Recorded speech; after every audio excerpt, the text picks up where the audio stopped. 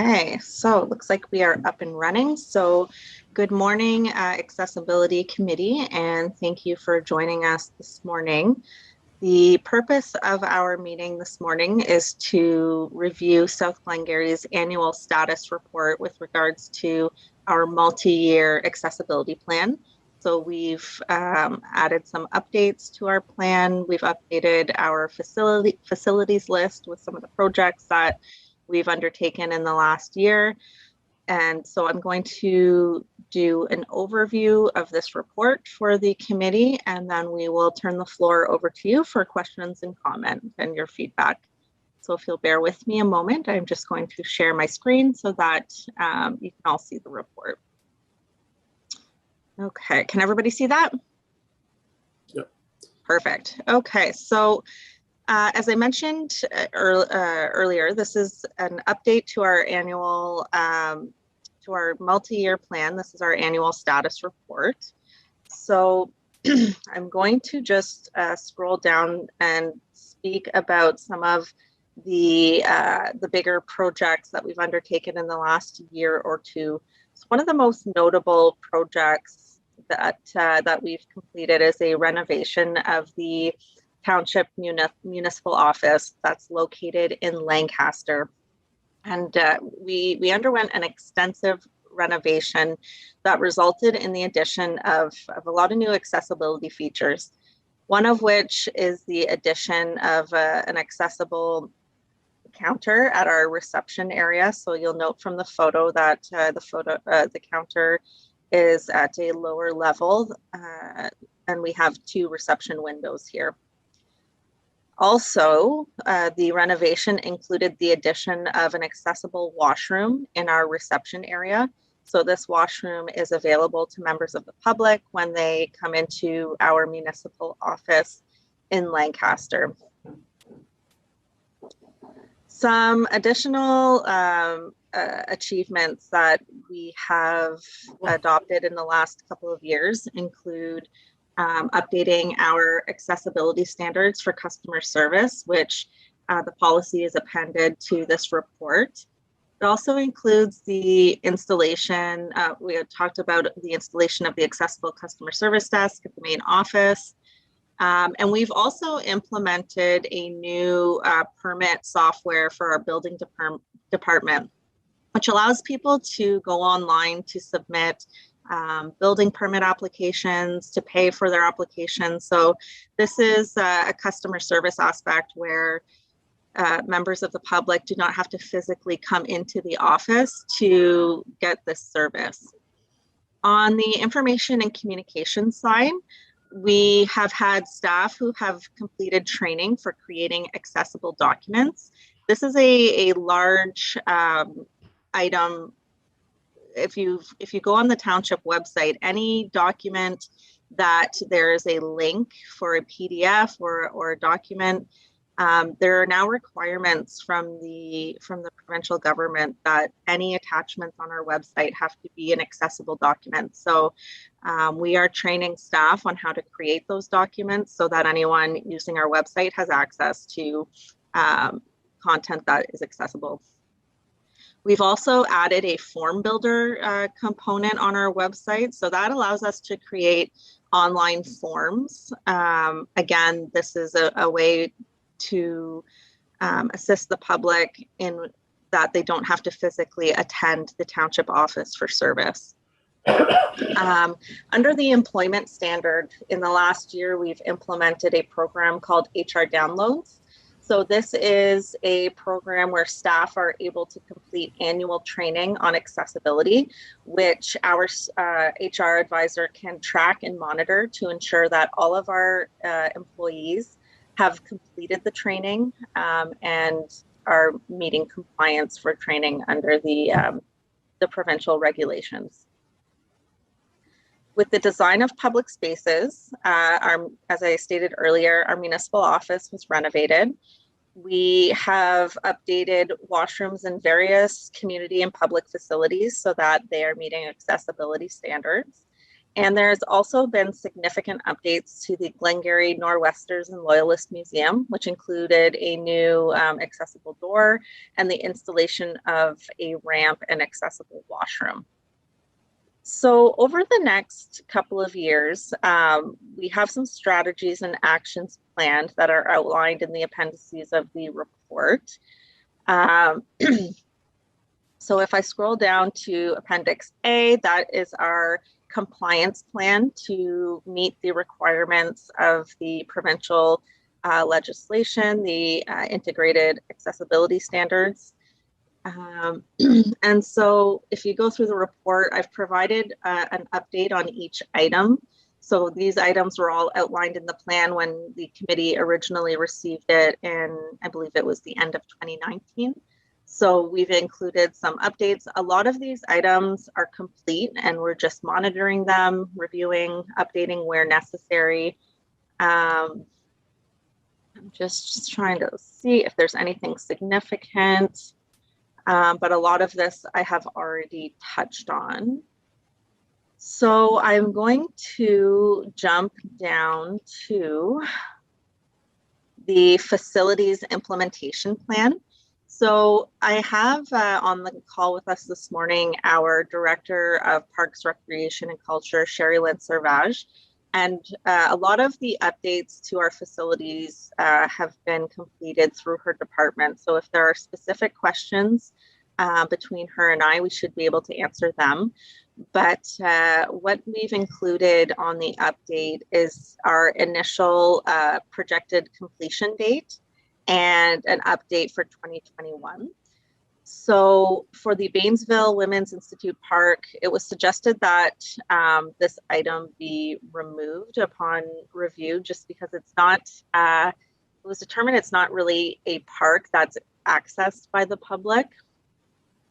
If we go down to Bernie McDonnell Memorial Park, we've revised the completion date for this item to coincide with the replacement of the bridge so that all the work can be completed at the same time. Now, the items we had identified for the Charlene Rec Center, most of them have been completed. Glen Walter Regional Park, we updated the washrooms. The pathways have been paved. So we've revised a couple of the completion dates. And I believe these ones were revised simply because they had intended to do them in 2021, but everything was winterized before they got to it. So they're going to be completing that this year once we open everything back up in the spring. In Green Valley, you'll see we've completed a lot of the works, if not all. Yeah, we've completed all of the projects for the Green Valley Community Center. So most of that involved updating the washrooms. In Green Valley, we've got a couple of projects that are not projected to be completed until 2024, but we have completed the pavement for the, for the walkway, as well as the parking. Jack Danaher Park, we do have a couple of items here projected for 2024, but again, a lot of the work has been completed and you'll see is inspected annually. And this is also an area where we're going to be updating the washrooms this year. Kenneth, I think that should be Barton Senior Park. The path has been completed. And you'll see we've completed a lot of our projects here for the Lanshire Medical Center. The light switches will be updated this year. Okay. Now, the Nor'Westers and Loyalist Museum is another area where we've had a lot of work completed in the last year or two. I noted earlier we put a new door in, as well as a washroom and ramp. So there's still a little bit of work, a couple projects to complete here, but again, there's definitely been a lot of work ongoing in this facility. If we come to Paul Rosone Park, there are a couple of items that are recommended to be removed. And I think Sherry Lynn can speak to those if you have specific questions on that. And coming down to Smithfield Park, we've completed most of the items for this park, save and except for the adding a paved roadway. The Municipal Office underwent significant updates that we've already gone through. And so the Williamstown Office, also known as the Celtic Music Hall of Fame, you'll see we have several items for this building that are going to require attention in the next couple of years. Quite a few, so this might be one that Sherry Lynn can speak to. But a lot of them are projected for 2022, and similar to our other facilities, it's a lot of things in the washroom that we can easily accommodate. So that's it for the facilities portion, and then the final appendix on this report is the customer service policy, which we've made a few updates to. Nothing too major. You know, the legislation has not changed a whole lot over the last couple of years, but we do like to review it every 2 years just to make sure we're still compliant. So I think the main change that was made to this policy was just updating how complaints can be submitted. And otherwise, it's remained relatively the same. But we did want to review it to ensure that we're compliant with the legislation. So at this point, I'm going to stop sharing my screen, and I'll turn it over to the committee. If you have specific questions or feedback on the report, we're certainly open to that. Okay, thank you. I went down a few weeks ago and inspected the washroom at the Township office, and it's a fantastic job, as is the one at the museum in Williamstown. A few years ago, or a year or two ago, before you started this project, I was asked by the fire chief to make some recommendations. And I think one of the major recommendations I made was that the ramp has a 90-degree turn in it. I use a small scooter, which is called a traveler, and I don't think anybody with a electric wheelchair or a motorized wheelchair would have a problem making that turn, because I think it's a 90-degree turn, and I think it's too. And what I also noticed was the entrance to the door, and it's not when you open one door, you have to push a button for the second door for it to open. If you're stuck in the middle there, because they don't always open, some people don't know which button is to push for this. I would recommend that you put one button there that opens both doors at the same time, because it's not it's the same problem at Tim Hortons. When you go in there in the alcove or whatever they call it, it's not quite deep enough, so you're sitting there. And if it's okay if you know the buttons and you've been in, but the thing is, one door closing on you and the other door is not opening yet. I don't know, I'm not an expert on it, but I think if you had one button outside that opened both doors at the same time, because you go in and then you have to go across to get the other button. And I understand why, because it's so small in there. But that's what it's funny you bring that up, Ian, because we do have someone coming in to take a look at the buttons on the doors. So I'll let Dave know that that was brought up by the committee, because that is on our list of things just with the ramp, like some of these motorized wheelchairs are getting pretty big there now, and it's a 90-degree turn. If something could be done just to smooth that curve out, or if this ramp is wide enough in that, it's just when you got to do that curve. Even with the smaller scooter, if you just don't hit it right, you got to back up and take another run at it. And another thing, I wrote a letter to the township last year about the parking at the new sports facility at the park behind the Legion. The parking was right in front of the ramp to go into into the building or onto the property. Now, I noticed that that's been paved over. There's no markings on the parking but if they put the new markings on, there should be I think it's a 3-foot entranceway or whatever on the, where you go up onto the ramp. Tim Hortons is the best example. They have you can park on either side. One guy drives in, because the trouble with vans, if you go in the van, it takes about 3 or 4 feet on each side to come out. So one guy drives in, but the other guy backs in, so there's 2 can use it. But if,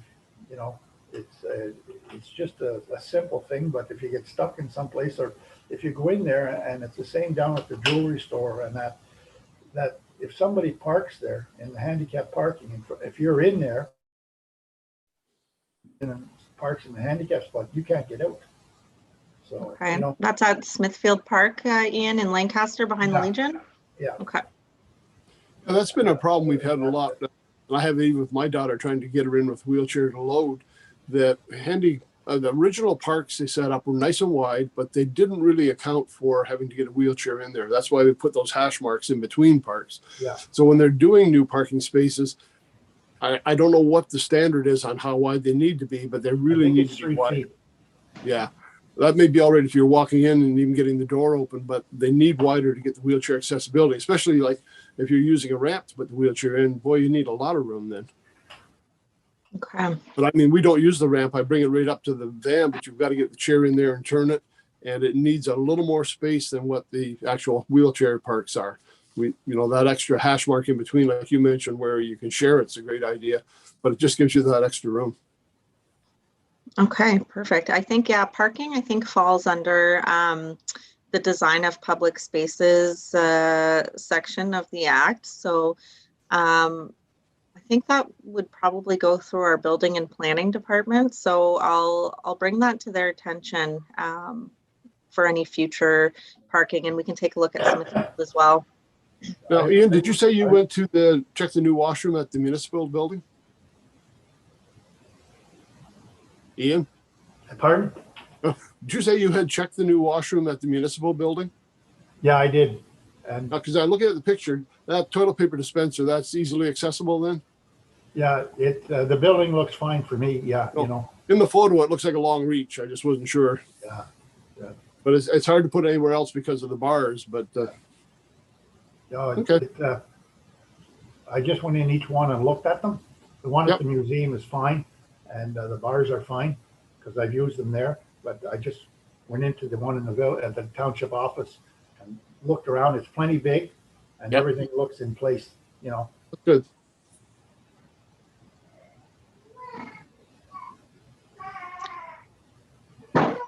Okay, guys, anything I don't know, maybe don't, but when they do a site plan agreement with a new building, I know it's the planning department or the building department. I'd like to see this stuff, especially the parking space, incorporated in the site plan agreement, for commercial buildings and this and that. I know there's a few of them going up and this and that. It's just that if it's in the site plan agreement, the property owners aren't blindsided by, oh, you got to do this after, it's very easy to put especially for the parking and the entrances and the protection of the ramp. That's, if it was in the site plan agreement, then your people know it's there. Okay, I can definitely bring that to our planner, Joanne Haley's attention, and provide her with that feedback. She would oversee the site plan agreement process. And we can look at the Planning Act as well to see what they've got in there when it comes to accessibility. And what we're, because it might be also, what we can or can't regulate, but I'm sure there would be a component in there related to accessibility. It's very simple to put in when it's on paper. It's a lot harder to change after. Okay, do you want to take a look at just at some of the updated facilities there? You may have covered already, Ian, on some of that. I think the pandemic has given a little bit of breathing room there on when some of these things have to be done because of using, but it also creates the issue of things not being used for, we could be going into our third year now, and just the idea of going back and inspecting a lot of the work that has been done, because I know sometimes with things, when it's not used, it deteriorates really quickly, and just to make sure everything is still in place and all still working the way it should. I'm looking just at Charlene, you mentioned about light switches. And this may be because of the pandemic. I don't like to touch anything more than I have to when I go places. Those motion ones, I like that because that's one less thing I have to worry about handling and who's handled it before me.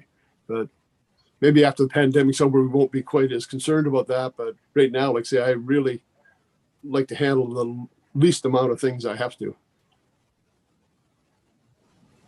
Yeah, and that's one thing too I didn't mention, but with the renovations at the municipal office, our lights are all now automatic. So there's no having to reach for or touch light switches in the newer part of the building. It's all motion sensors and it's automatic.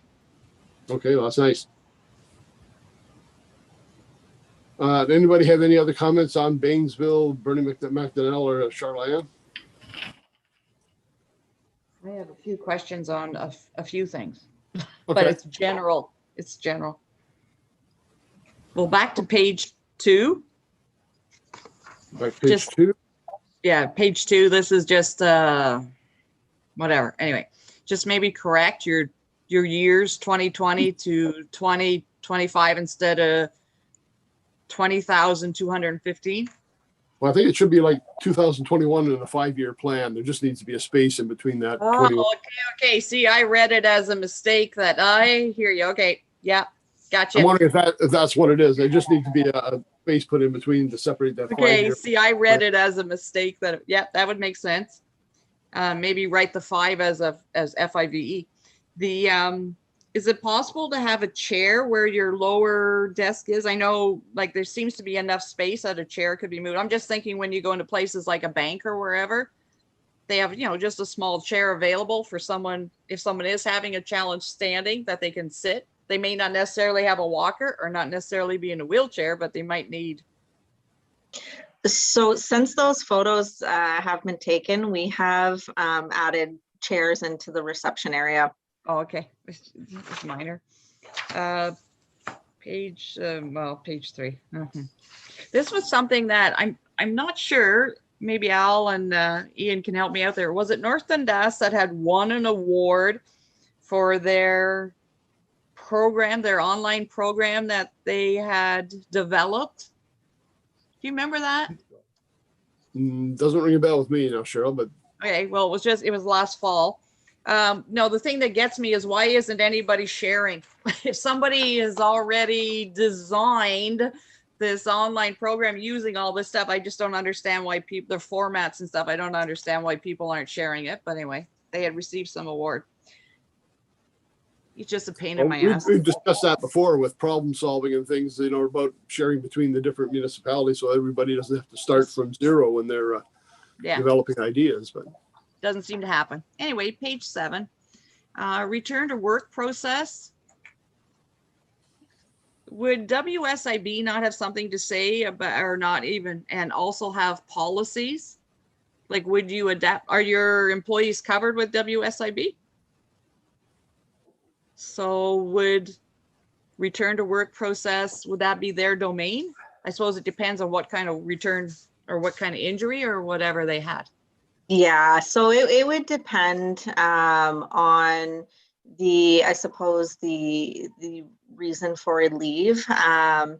So WSIB, I think comes, and I could be wrong because this isn't my domain, but I believe comes in when there's a physical injury. I probably shouldn't speak to it too much because I'm not. That's something that our HR advisor looks after. But I think in this context, the return to work policy just refers to our internal responsibility to ensure that any employee who's returning to the workforce, whether it's being off after an injury or a medical leave for whatever reason, that we are working with that employee and through their doctor through our benefits program to ensure that we're preparing a return to work plan that is taking their needs into consideration. So whether it's, you know, they've run into something where they've been in an accident and they've injured themselves, or they've been off on, you know, a mental health leave, that we're taking responsibility as an organization to ensure we're preparing a return to work plan that is going to properly accommodate them. And we do that in collaboration with, through our benefits program with their medical providers. Might have changed. Just years ago, I was in a situation and my employer had nothing to say about it. It was all WSIB. And they basically came in and said, this workstation has to change, this, you have to do this, da da da da da. Like, and it was extreme. I said, you really think the employer is going to do all that? Anyway, page 8, when you're talking accessible parking, again, this is more Ian's thing down that area, working with local businesses to encourage the development. I think that's what he was talking about, the site plans. Yeah, am I correct, Ian? Like the development of accessible parking space. This might be already in, you know, existing businesses, but I'm just wondering how much. I had understood in the past that local businesses were responsible for their own, I'm not going to word this right, for their own accessible parking, like that it wasn't mandated. Basically, they didn't have to follow the exact same laws. They were recommended, but is that right? I believe that's changed. It may be slightly different from what's required from public sector organizations like municipality, but parking is something that's also regulated through our office when it's a new business, regulated through the planning and zoning requirements. And I think that goes back to what Ian was talking about earlier with site plan control. But certainly I believe that private businesses, private sector do have accessibility requirements that they're required to follow now as well. I think it's on new buildings right now. Yeah. And it goes by the occupancy load or the square footage of whatever. Like if you're so many people go in there, you either have to have 1 or 2 or 3. Like the arenas probably have to have 8 or 9 parking spaces, because you got the arena below and a lot of them have recreation centers up in the top. So you take the occupancy load of that and say, okay, you need 15 or 10, whatever, parking spots. But a lot of them are a lot of the businesses are grandfathered because it wasn't in existence when the building permits or whatever were issued. Yeah, so I think that's also where that comes in our plan, is for those businesses that were grandfathered in, to work with them and encourage them to establish, you know, accessible parking at their businesses, even when it's not, you know, legislated. I see a problem for some of these businesses by 2025 because they all have to be handicap accessible. And they have to have handicap washrooms. Like you take in Lancaster, you got the South Glengarry restaurant beside the railroad track there, and there's 8 or 9 steps to go up into it. I don't know, like a ramp would be halfway around the building. And they're going to put in it, but the law says that, and their washrooms are downstairs. So maybe there'll be a fire there. Yeah, well, and with the you know, provincial mandates to have a lot of this stuff done by 2025, hopefully, you know, it would be nice to see the province come back with some funding opportunities for businesses to put these things into place, because I've received calls from businesses looking for grant programs or programs they can apply to, because they want to you know, implement these accessibility features for their clients, but it's yeah, a lot of times it's just, you know, coming up with the funding to implement them. And the practicality, the physicality. Some of them just physically, like Ian said, like we know, like the Winchester and a lot of these towns, the buildings are almost on the, well, they're on the sidewalk. Yeah. You know, the entrances, and it's just physically, it doesn't matter what kind of money you throw at it, you just couldn't do it. But Yeah. so the little thing, I just had a question mark, obtaining services, and that same thing seems, again, this is just how I read things. Seems to me, I read it as the physical aspect of it, because I assume obtaining services is also covered somewhere in all the technical programs that are available. So you know what I mean? Like obtaining services for me, automatically, I thought, oh, there's more to it. There's phone, there's online, there's blah, blah, blah, which I assume has been addressed somewhere else. This seems to be addressed just in physically obtaining services. Mhm. Yeah, so that falls under the design of public spaces section. So that would be specifically to, the physical aspect. So, and then when you get to your parks, right on page 10, your Bainesville Women's Institute Park. So it's not accessed by the public. What is it? What is it? A green space? What is it if it's not a park? And Yeah, it's not basically accessed by the just public? sorry, it's basically just a green space park. I think there's a flag there, and that's about it. So it just doesn't really make sense to put a pathway when there's nowhere to really get to. No, It's so not like people they're can just- getting to a play structure or anything. There's nothing really there. So green space. Anyway, and I agree with Al, the motions. I think most places have been going with motion sensor lights. Almost any washroom you walk into, first of all, their design was for reachability, but also hydro, financial use, so that lights weren't left on and they were just in and out. But now we know there's lots of reasons. So down to that one. So any place where there's a blank, like in your 2021 update, that just means it's 2024. Because some places I saw 2024 and some places it was just blank. So with where there's a blank space, I believe that's just means that there's no change. It's the projected completion date remains the same. Kelly, just to look at that one where that first shows up in the Poirier Park, no parking lot, parking on the grass. You've got a completion date of 2024 and then it's marked as complete. Has that been done or was that just an error putting that part in? no, So it I was believe- just completed before the completion date, like the projected completion date. It's done now. No, that's fine. I just wanted to make sure that didn't get in there by accident. The completion date was still 2024. So even though you projected it for 2 years down the road, you've already looked after that. And I do enjoy the fact you've highlighted the ones that are completed.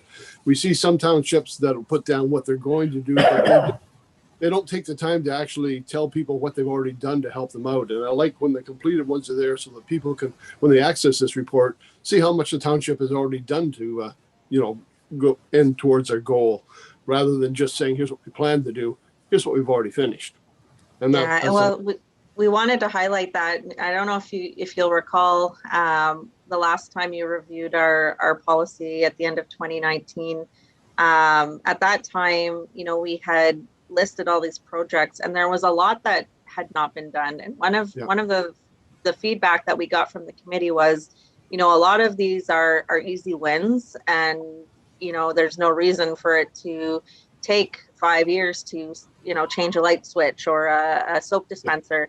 And so we really took that feedback, and in the 2 years since then, we tried to achieve a lot of those quick wins and things that, don't take a lot of time or money, but it's just the effort to be put in to get them done. So we wanted to definitely highlight that to demonstrate to the committee that we definitely took that feedback seriously, and we got a lot of those things done in the last couple of years. with your municipal offices, do you still get a lot of walk-in business? Not so much in the last little while with the pandemic.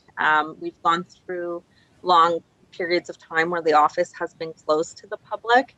And in a way, that's really pushed us to move a lot of our services to electronic means, which I think is a huge benefit in terms of accessibility, because it's a lot of the services that you used to have to physically come into the office, you can now do online. We're doing online building permits, online signatures, so that, if there's a document you need to sign, we can send it to you for an electronic signature. Our meetings are all now online and streamed to our YouTube page. So we're getting a lot more engagement from the community in terms of our committee and council meetings, because you don't have to leave the house to come and watch a meeting. You can hop on YouTube and stay in the know. Oh, I find myself, I haven't been in a bank in years. I haven't been to the township building. I pay my house taxes, everything online. I mean, it's so great to have that option, especially in the times we're in right now. But I can see that certainly carrying on, because once I get used to doing that, you're not going to make that extra trip. I would like say to come to a council meeting when I can just click and watch it at home if I want to check in and check out. And actually, that's a good point you make too. Another feature we've introduced in the last year is online payments and credit card payments, so that you don't have to come into the municipal office to pay for a marriage license or your taxes. You can go online and pay from home now. Yeah. Okay. Sorry, Cheryl, I didn't mean to jump in when you were going there. No, page 12, I think there's just another spelling underneath the Green Valley Community Center, the entrance, small groove. I'm thinking that means flatten down, because I didn't know what Latin down. Okay, thanks. I was going to ask that too. That was a new Okay, one. good. Because I thought, well, I don't know what that word means, and I didn't even take the time to look it up. Then on page 13, it was just the same thing on 13. It was just the blanks under the update that I wasn't sure what, but that's all been answered. You corrected page 14, Kenneth Barton, Senior Park. At the very bottom, the lip at the entrance, I assume it means of the dental office. I should have been a proofreader. That's the same. Okay, page 16. I'm just going through what my concerns were. I don't know if Al, you may have had others, or Ian too. Yeah, I'm trying to keep up with you, because I had some, but sorry. Well, I had set mine all aside, like the ones I was concerned about. I'd set them aside. Sorry. No. Yeah, I'll wait and see if you guys had other. I'm sorry. Well, I didn't print mine out. I'm doing it just on the tablet to save having to do more printing. So. Well, yeah, my laser printer is at $100 a cartridge, and 4 cartridges. It gets a little bit can get expensive. But I'm a visual. I like to read stuff, so like hands-on. I still like going to the township office, by the way. I had some dealings with MPAC last year, so that was in that was 2020 and 2021. Well, I'm sure they're glad to see you, Cheryl. It was a challenge. It was a challenge to do stuff online when you're like sending pictures, and you could only send a couple pictures at a time, and you had like 40 pictures to send. And anyway, we got through it. Took us quite a few months, but.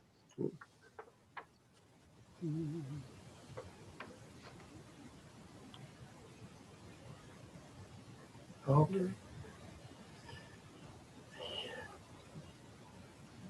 Now, I did notice that you were mentioning just, Kelly, about things doing those cheaper, easy to fix things. I'm looking at that. That was one here, the number 8, Jack Danaher Park, covering the pipes underneath, revised for 2 years to get it done. Is that a big job?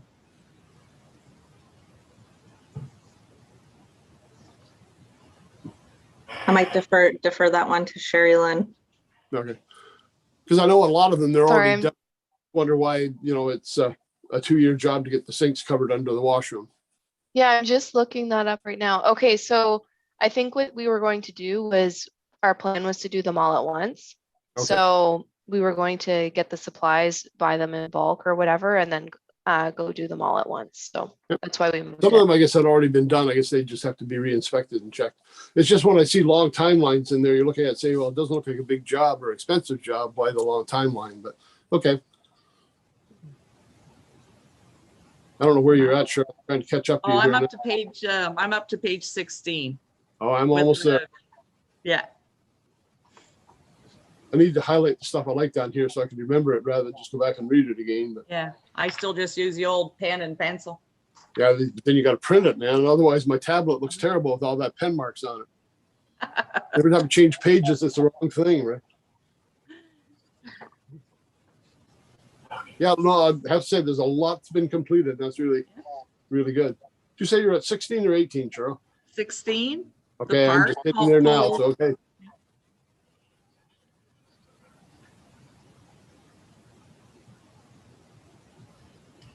Yeah, because there's the same thing with cover pipes again, which we've just covered now. So I think was the access to the playground or the diamond. And so did they, okay, I don't know if they had paved pathways and then they're being removed or they didn't get done. That was the strategy, was to pave them. So right now there is a pathway to the play structure because it's all a flat surface. Now to the ball diamond, we just don't have, like there is, depending which way you go to the ball diamond, there is a pathway that's by the Paul Roseau building, but we're just not going to do a paved pathway all the way through the park to the ball diamond itself, just because, yeah, it doesn't really make sense to put it all the way through the grass over to the ball diamond. You don't typically see that type of pathway just to a baseball diamond. Can you park closer? Like, so I'm assuming, I'm not familiar with this location.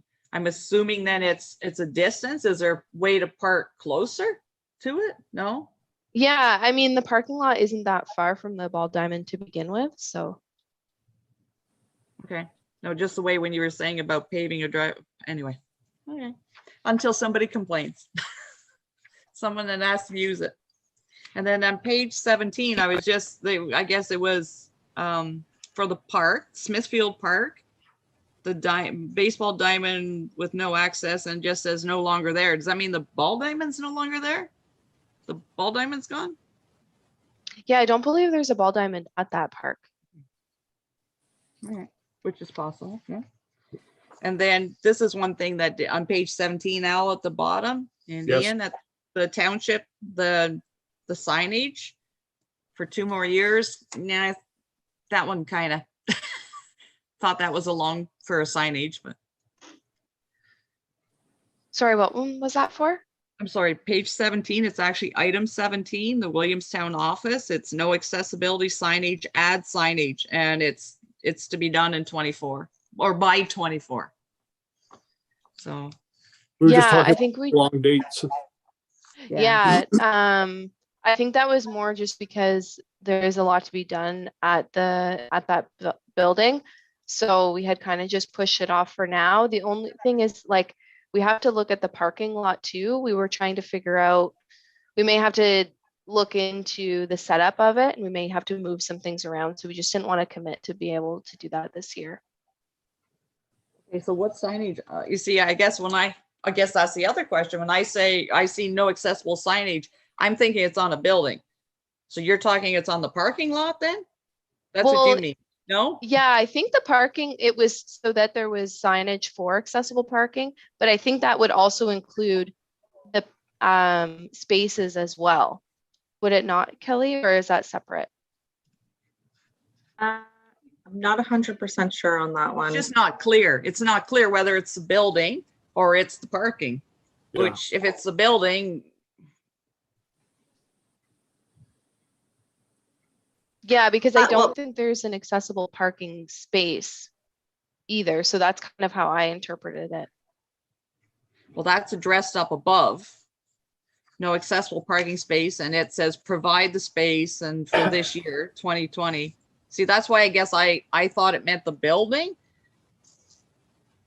Well, look, Cheryl, even with the building, if the exterior door is not wide enough till 24, even if you, like, we always think wheelchair, but there could be people like you say with a walker, with canes, with any other kind of things that have mobility issues. It's not always wheelchair size. I guess, But maybe yeah, I that's guess it that's too. what it is. What does the signage imply? Yeah. Does the signage imply there's a washroom? Does it? We've had this discussion before. Remember, Ian, many decades and Al, many decades ago, we had this question, like, to what degree does accessible signage relate to inside? Is it the washrooms? Is it the doorway? Is it this? Is it that? I think in this particular case, if memory is serving me right, that item was related to signage for the washrooms. A lot of these items in this plan were established by our former infrastructure manager who retired earlier this year. So Sherry Lynn joined us in the summer and is getting up to speed on all the facilities and doing a great job. But yeah, if my memory is correct, I think that item on the signage related to the washrooms. Okay. No, I'm just questioning it because someone else might question it too. So it's easier to address it now before you pass this and bring it in, you know, and anyway. And then on page 18, it was the toilet placement unsatisfactory. Install new toilet when needed. 2024, not needed. So now we don't need the toilet? No, sorry. It was just that once the toilet needs to be replaced, that's when we would look at moving things around, just because it's going to cause a lot of work to be able to move the toilet in that facility. So we'll wait until it needs to be replaced. That could be a few years. Well, I see they got a lot of very simple replacements coming up for 2022. So a lot of things you can be able to cross off the list there as well.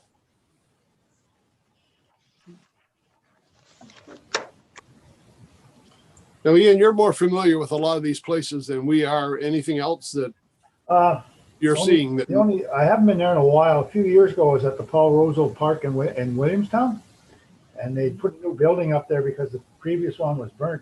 But I noticed there's no handicap parking sign at that time. I haven't been there in a year or so.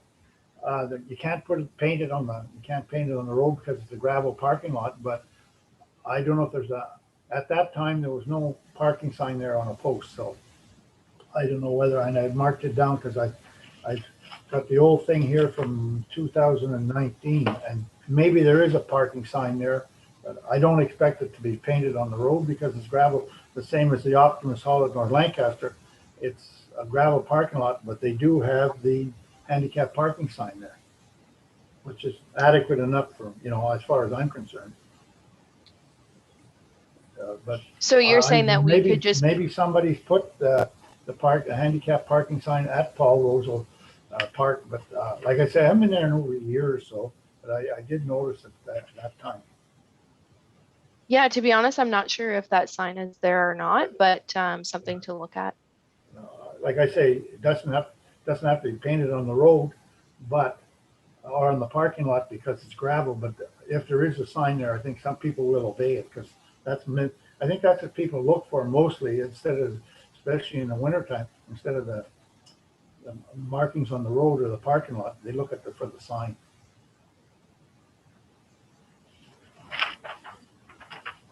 No, I think you've come a long way since I've been on the committee, and I got to commend the township for that. Unfortunately, there's still a way to go on, but I said we're working at it, and I think we're doing a good job. Yeah, it's a process that. So. For sure. So if there's no other comments from there, that looks like everything is in pretty good shape. Thank you. And I appreciate you guys taking the time to meet this morning and provide your feedback. In terms of next steps on our end, we'll be providing council with a copy of this report for their information, as well as posting it on our website, which is one of the requirements through the provincial legislation that we make this report publicly available. And we look forward to seeing you guys next and hopefully having a lot of new updates and progress made. Kelly, can we just leave this up for a moment after we finish recording there, just so I can talk to the committee for a second? Sure. Okay, so with that said, I'm going to conclude the meeting, and just bear with me a second